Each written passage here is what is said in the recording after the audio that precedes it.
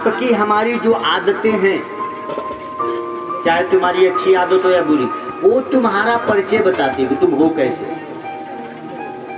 नौजवान सुनेंगे ध्यान से, हमारी आदतें ही ये बताती हैं कि हम वास्तव में हैं कैसे। तुम कपड़ा कैसा भी पहन लो, कितना हो झूठ बोल लो मैं बड़ा आदमी, में वैसा मैं वैसा, लेकिन आपकी आदतें आपकी पहचान है। एक व्यक्ति गया एक राजा के पास, बोले राजा साहब मुझे काम पे रख लो। राजा ने कहा काम क्या जानते हो? बोले महाराज आदमी हो या जानवर, मैं उसको देख के उसकी आदत को देख के बता दूंगा कि आदमी पहले कैसा था अथवा इसकी ओरिजिनलिटी क्या है, सच में क्या है। राजा को लगा बड़ा काम का आदमी है यार, ये शक्ल देख के यदि बता दे कि आदमी कैसा है तो बहुत अच्छे। राजा ने कहा चलो काम करो। राजा ने सबसे पहले उसे अपने अस्तबल में भेजा जहाँ घोड़े रखे जाते। उसके दिमाग में था कि जरा बताए कि मेरे घोड़े वास्तव में अच्छे हैं कि बुरे, नस्ल कैसे। तो राजा का जो सबसे अच्छा घोड़ा था, राजा ने पूछा बता मेरा ये घोड़ा किस नस्ल का है? बोले घोड़ा आपका नस्ल का ठीक नहीं है महाराज। राजा को हुआ हे भगवान, मैं इतना महंगा घोड़ा लिया, कह रहा है ठीक नस्ल का नहीं है। तो जो व्यापारी बेचा था उसे बुलवाया जंगल में से, बोले सच सच बता मेरा घोड़ा कैसा है। व्यापारी ने हाथ जोड़ा, बोले राजा साहब नस्ल तो इसकी अच्छी है, लेकिन जब ये जन्मा तब इसकी माँ मर गई, तो इसको गाय का दूध पिला पिला के मैंने बड़ा किया है।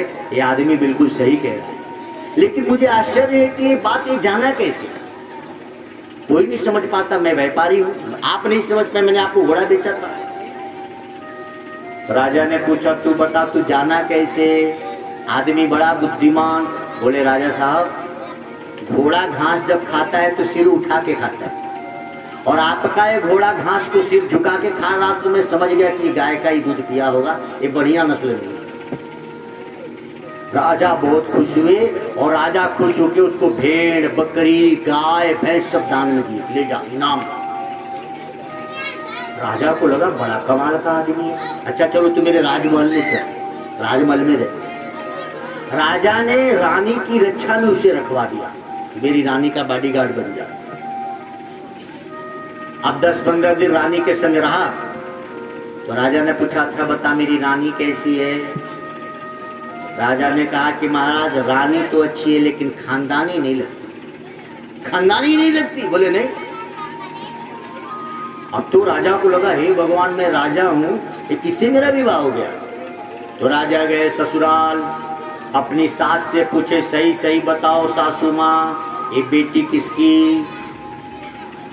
देखो मैं फिर से कहूँ नौजवान, इसलिए मैं कथा सुना रहा हूँ कि आपकी आदतें आपकी पोल खोल देती।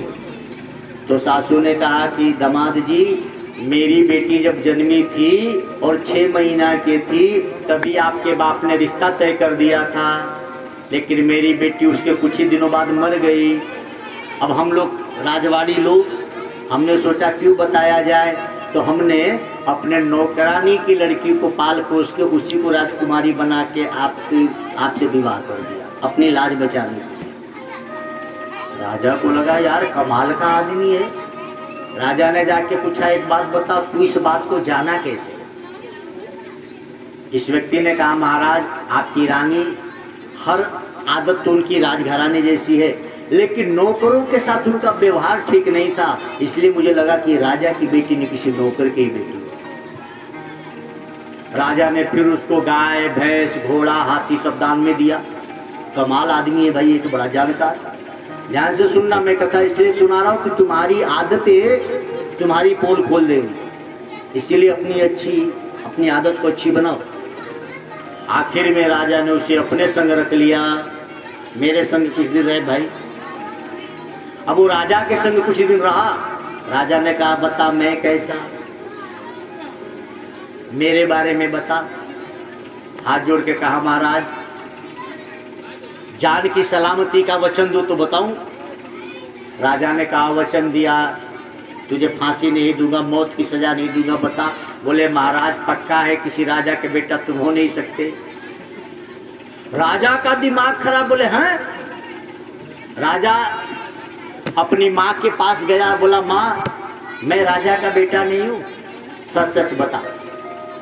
माँ ने कहा बेटा बिल्कुल सही कहा है, तू राजा का बेटा नहीं।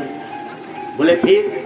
बोले हमको कोई बेटा बेटी हो ही नहीं रहा था, तो हम दूसरे राज्य में गए और एक किसान को पैसा दे के उसका छोटा सा बच्चा खरीद लाए खानदान चलाने के लिए, वही तू राजा बना है। राजा ने कहा कि तू ये बात को कैसे जाना कि मैं राजा का बेटा नहीं हूँ? इसने कहा हजूर, राजा जब किसी पे खुश होता है तो हीरे मोती जवाहर देता है इनाम में, और आप जब भी मुझ पे खुश होते थे तो गाय भैंस बकरी देते थे। तो मुझे पता लग गया था कि आदमी राजा का नहीं हो सकता, किसी किसान का ही बेटा होगा। जब खुश होता है तो गाय भैंस बकरी पकड़ा देता है। कहने का अर्थ यह है कि आपकी हमारी आदतें ये बताती है कि हम पीछे कैसे थे। इसीलिए खूब सावधान हो जाओ। इसीलिए माँ बाप को भी चाहिए कि खूब सावधान रहें।